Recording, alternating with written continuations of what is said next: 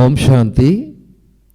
আজকে 12ই ফেব্রুয়ারি 2026-এ বাবার অমূল্য মহাবাক্য আমরা শুনব। আজকের এই মহাবাক্যতে বাবা বলেছেন, মিষ্টি বাচ্চারা, এ হলো কয়ামতের অর্থাৎ বিনাশের সময়।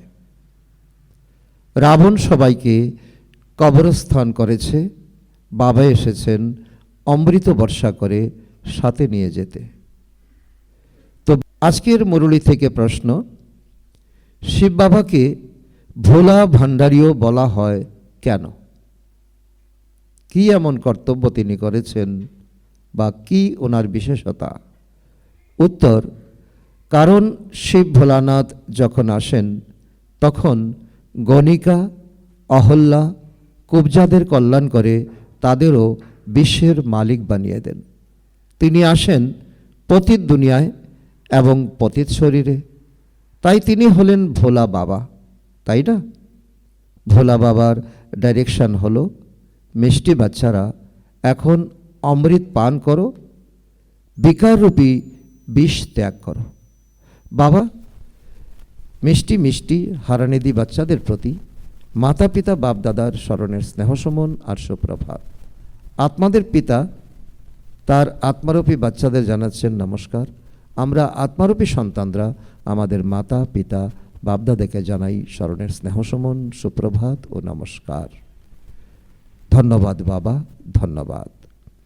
আজকের মুরলী থেকে ধারণার জন্য মুখ্যসার পয়েন্ট নম্বর 1, এই শেষ জন্মে বিষ ত্যাগ করে অমৃত পান করতে হবে এবং করাতে হবে।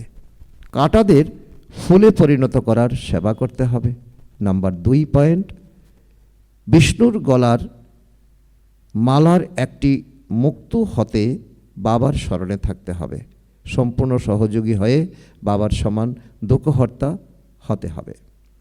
আজকের মাতা পিতা বাপ দাদার বাচ্চাদের জন্য বরদান, নিজের অলৌকিক আত্মিক বৃত্তির দ্বারা সকল আত্মাদের উপর নিজের প্রভাব বিস্তারকারী মাস্টার জ্ঞান সূর্য ভব। নিজের অলৌকিক আত্মিক বৃত্তির দ্বারা সকল আত্মাদের উপর নিজের প্রভাব বিস্তারকারী মাস্টার জ্ঞান সূর্য ভব। যেরকম কোনো আকর্ষণকারী জিনিস আশেপাশের আত্মাদেরকে নিজের প্রতি আকৃষ্ট করে, তার প্রতি সকলের অ্যাটেনশন যায়, সেরকমই যখন নিজেদের বৃত্তি অলৌকিক আত্মায় পরিপূর্ণ হয় তখন তোমাদের প্রভাব অন্য আত্মাদের উপর শত পড়বে। অলৌকিক বৃত্তি অর্থাৎ পৃথক এবং প্রিয় হয়ে থাকার স্থিতি শত অনেক আত্মাদেরকে আকর্ষিত করে। এরকম অলৌকিক শক্তিশালী আত্মারা মাস্টার জ্ঞান সূর্য হয়ে নিজেদের প্রকাশ চারিদিকে ছড়িয়ে দেয়। আজকের স্লোগান, সদা সমানের সিটের উপর স্থির থাকো, তাহলে সর্বশক্তি তোমাদের অর্ডার মানতে থাকবে।